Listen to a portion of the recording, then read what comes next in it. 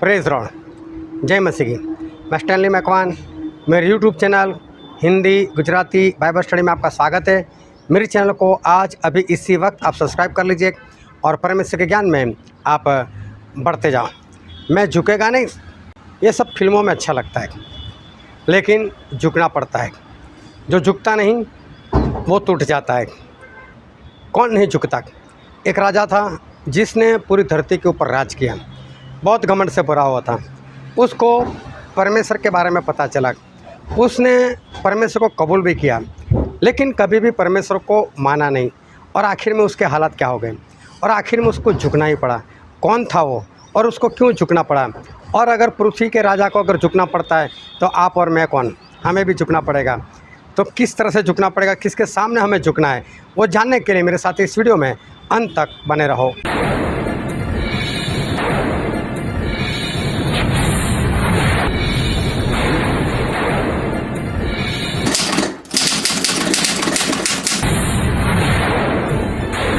Hallelujah. परमेश्वर का बहुत धन्यवाद करते हैं, क्योंकि हमारे परमेश्वर हमसे बातचीत करते, और आज भी हमारे परमेश्वर हमसे बातचीत करने वाले, इसलिए बहुत ध्यान से परमेश्वर की आवाज़ को सुनना। और बाइबल से एक वचन पढ़ते हैं, दानिएल भविष्यवक्ता का पुस्तक, उसका 4वां अध्याय, और हम पढ़ेंगे 34 से लेकर 37 तक। उन दिनों के बीतने पर मुझ नबूखदनेस्सर ने अपनी आंखें स्वर्ग की ओर उठाई और मेरी बुद्धि फिर ज्यों की त्यों हो गई।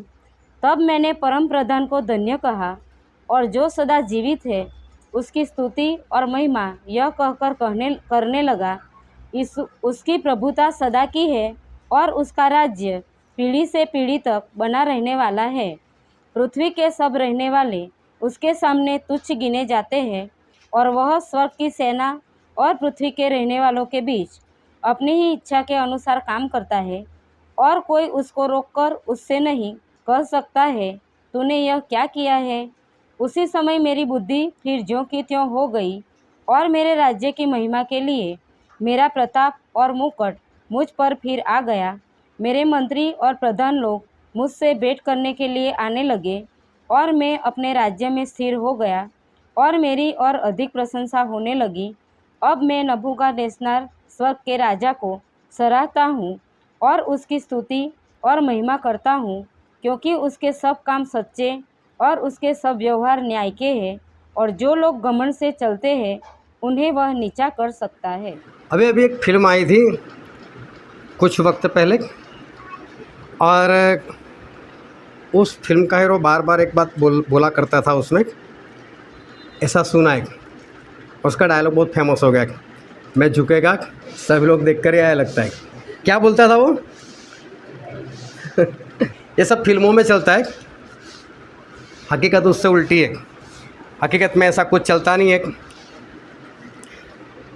अभी जो वचन हमने पढ़ा, तो उस वचन के शब्द देखना। और एक राजा था, नबूकदनेस्सर नाम का राजा, उसने ये सारे शब्द बोले, और वो परमेश्वर की महिमा कर रहा है।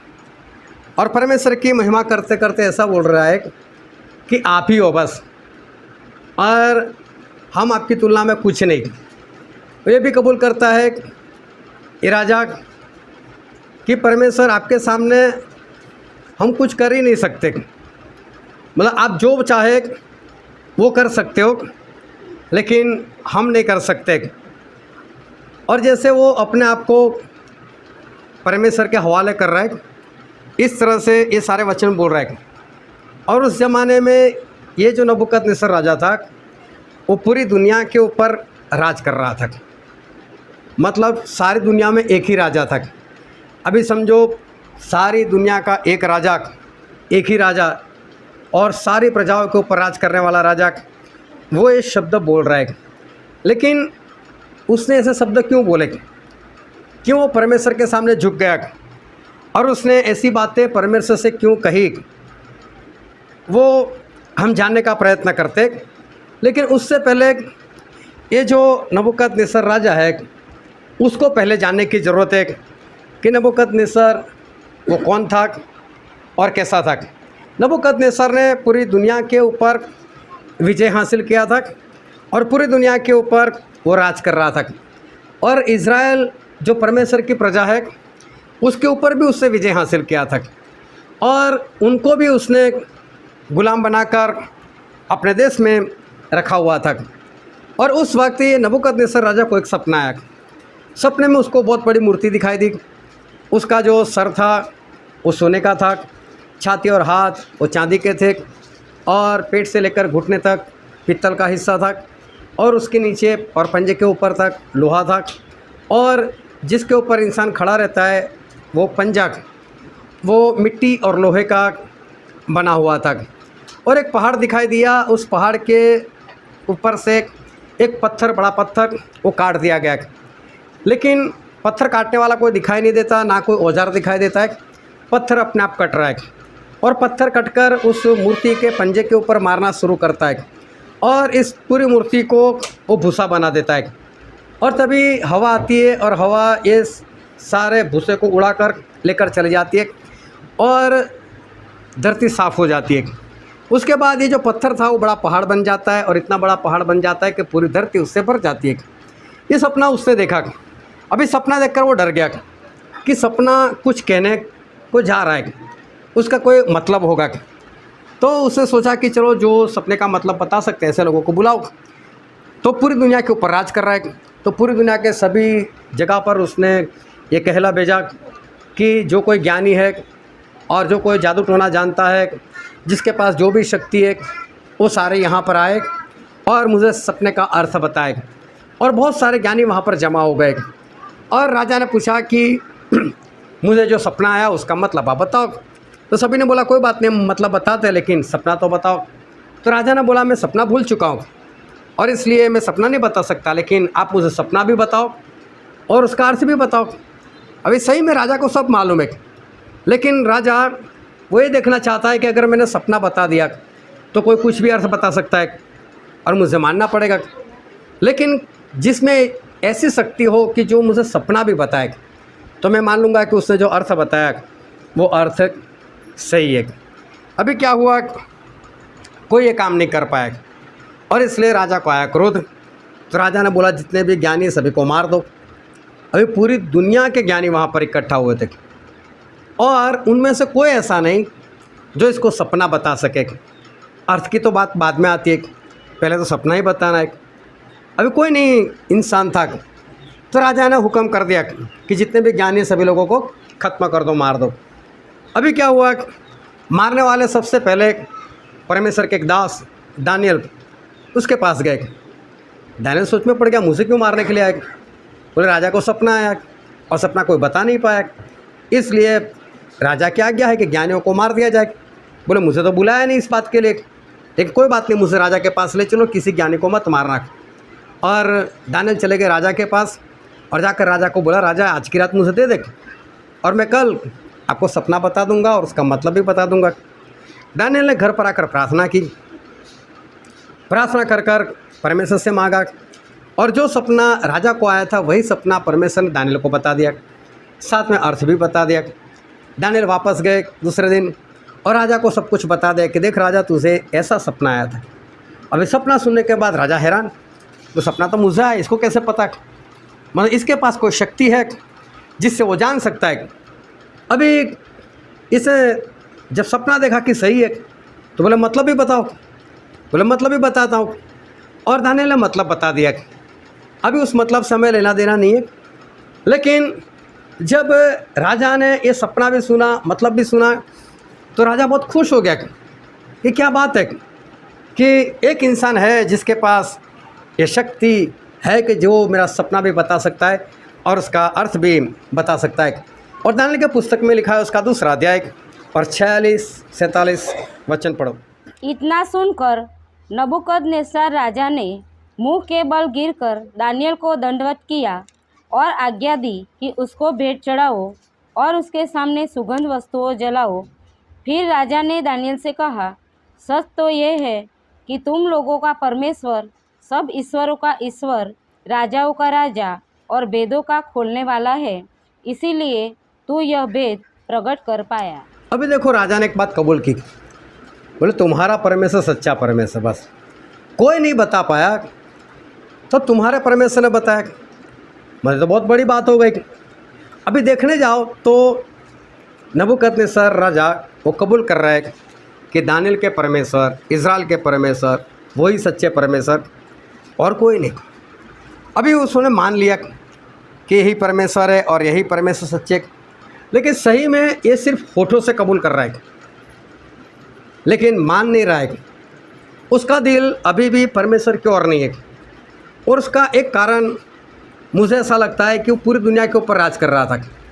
तो घमंड होगा कि मैं राजा, मैं पूरी दुनिया के ऊपर राजा, चाहे इसका परमेश्वर सच्चा हो झूठा हो मुझे क्या लेना देना, वो जो भी हो, मेरे पास तो राज है, मैं तो राजा हूँ, तो मुझे इसके परमेश्वर क्या जरूरत, चाहे वही सच्चा हो, लेकिन मुझे उसके परमेश्वर से क्या लेना देना।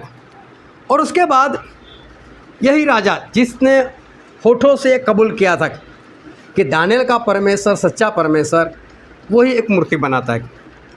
और मूर्ति मालूम है 90 फुट हाइट उसकी और 9 फुट उसकी चौड़ाई। सोचो कितनी बड़ी मूर्ति उससे बनाई। और ऐसा नहीं किसी की, अपनी मर्ज़ी से बना दी बस। और मर्ज़ी से बनाने के बाद ऐसा बोलता है कि इसी की पूजा करो, और जो कोई इसकी पूजा ना करे उसको आग की भट्टी में डाल दिया जाएगा। अभी क्या हुआ कि मूर्ति बनाकर रख ली, लेकिन इसी दानियल के 3 मित्र थे, और ये 3 मित्र वो लोग थे जो राजा के पास ही नौकरी कर रहे थे। क्योंकि जब दानियल ने सपना बताया था तो यही राजा ने दानियल के कहने से इन 3 मित्रों को भी अच्छा पद दिया हुआ था। तो ये राजा इन तीनों को जानते थे कि मेरे वहाँ मेरे सर्वेंट है, गवर्नमेंट जॉब है, मेरी सरकार में काम कर रहे, और साथ में राजा को ये भी मालूम है कि इन लोगों को मैंने इसलिए जॉब पर रखा क्योंकि दानियल ने मुझे सपने का अर्थ बताया था और इनका परमेश्वर सच्चा है, ऐसा मैंने कबूल किया था। लेकिन ये सारा कबूल करने की बात जो है वो सिर्फ होठों से है। अभी क्या होता है कि ये 3 मित्र हनान्या, मिसाएल और अजर्या, ये 3 लोग इस मूर्ति की पूजा नहीं करते।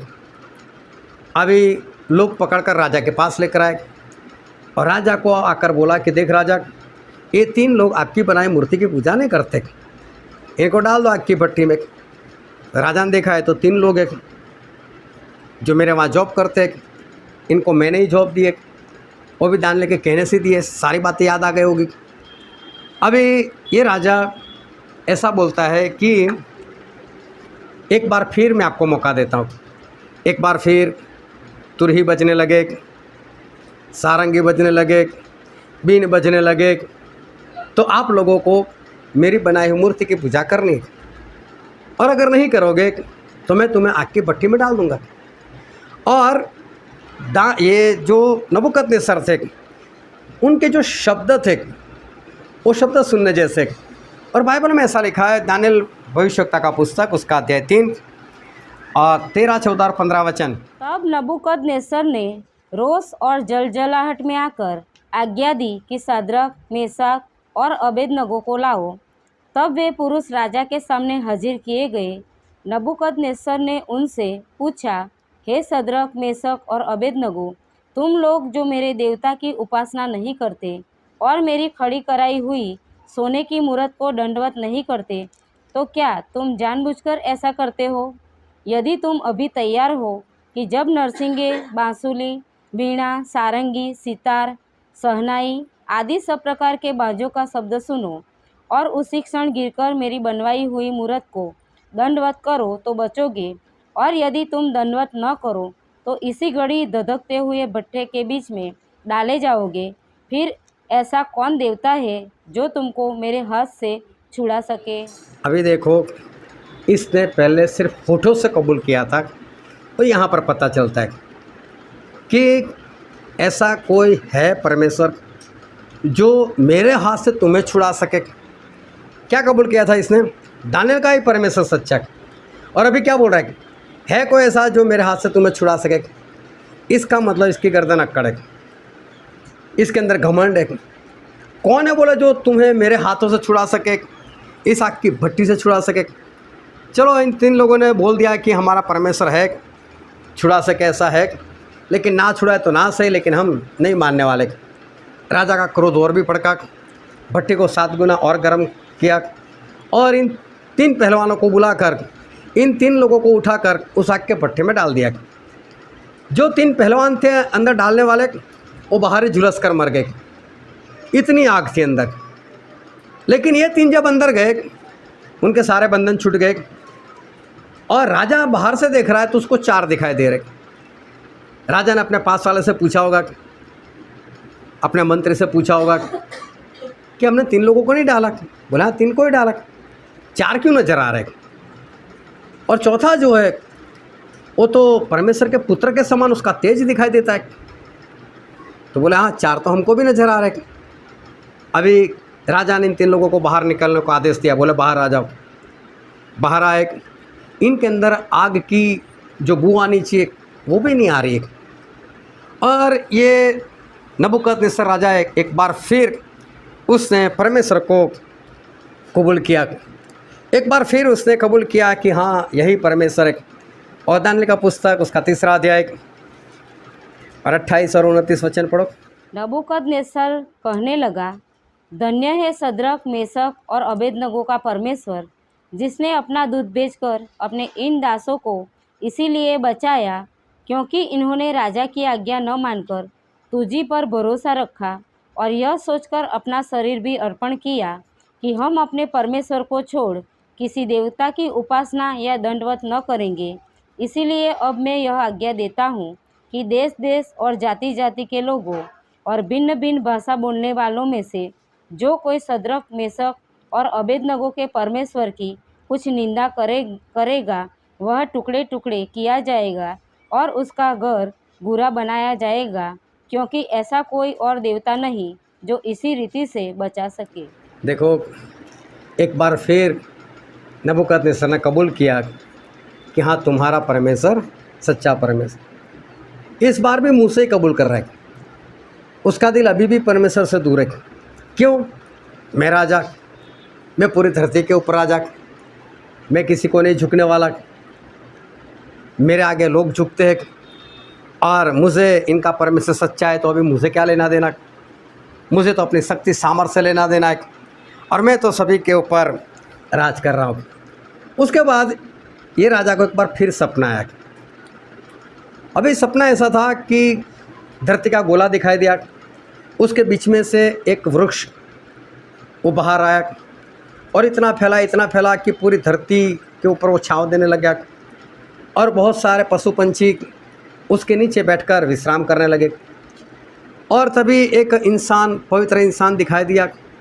उसे तलवार निकाली और बोला इस पेड़ को काट डालो, लेकिन फिर भी उसका जो मेन लकड़ा है उसको रखना, उसको बेड़ियों से बांध कर रखना और उसके ऊपर 7 साल ऐसे बीतेंगे, उसके ऊपर बरसात और ओस पड़ेगी और ऐसी हालत में उसको वहाँ पर रखना है। जब ये सपना आया तब राजा ने एक बार फिर ज्ञानी लोगों को बुलाया। बोले सपना आया, अर्थ बताओ। अभी सब कुछ मालूम है कि दानियेल ने पहले अर्थ बताया था और दानियेल का परमेश्वर सच्चा है तो दानियेल को भी बुलाओ। दानियेल को अभी भी नहीं बुलाया। इसका मतलब क्या है? उसका मुंह कबूल कर रहा है कि हाँ परमेश्वर सच है, लेकिन अंदर से नहीं मान रहा है। कोई जवाब नहीं दे पाया। तब जाकर दानियेल को बुलाया। बोले दानियेल ये सपना है, इसका मतलब बताओ। और दानियेल ने इस बार राजा को बोला कि राजा ये जो सपना है ना आपके दुश्मन के ऊपर लगे तो अच्छा है। बोले क्यों? बोले सपना बहुत भारी है तेरे लिए।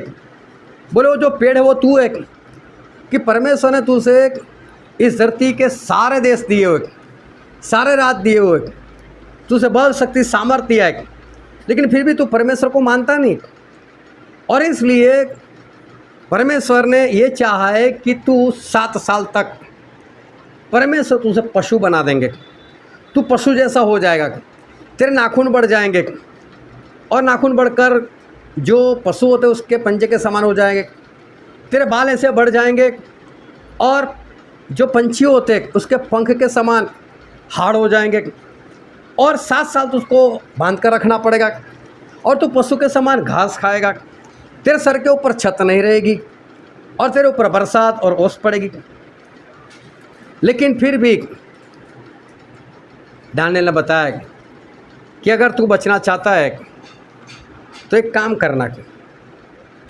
और दानियल के पुस्तक में लिखा है, उसका 4 अध्याय और वचन 27। इस कारण हे राजा, मेरी यह सम्मति स्वीकार कर कि यदि तू पाप छोड़कर धर्म करने लगे और अधर्म छोड़कर दीनहीनों पर दया करने लगे तो संभव है कि ऐसा करने से तेरा चैन बना रहे।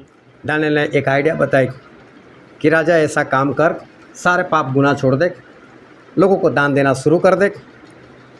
ऐसा हो सकता है, अगर तू ऐसा करे तो हो सके कि परमेश्वर तुझे बचा ले। लेकिन ये तो सिर्फ मुंह से कबूल करता है कि हाँ तेरा परमेश्वर सच्चा है, लेकिन अंदर से वो मान नहीं रहा है। और 12 महीने बीत गए, मतलब 1 साल बीत गया। 1 साल बीतने पर ये जो सपना बताया था परमेश्वर ने, वैसा ही उसके साथ हो गया। और पढ़ो तो उसका 28 से लेकर 31 वचन, दानियल 4 28 से 31। यह सब कुछ नबूकदनेस्सर राजा पर घट गया। 12 महीने के बीतने पर जब वह बेबीलोन के राजभवन की छत पर टहल रहा था, तब वह कहने लगा, क्या यह बड़ा बेबीलोन नहीं है जिसे मैं ही ने अपने बल और सामर्थ्य से राजनिवास होने को और अपने प्रताप की बड़ाई के लिए बसाया है।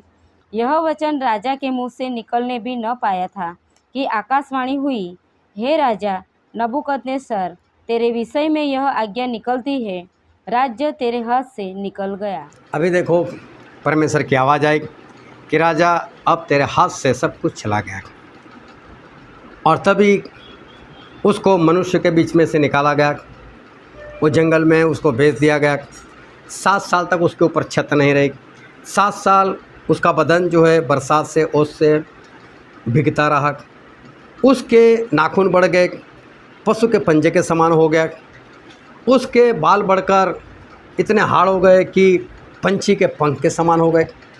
और 7 साल तक एक राजा घास खाता रहा।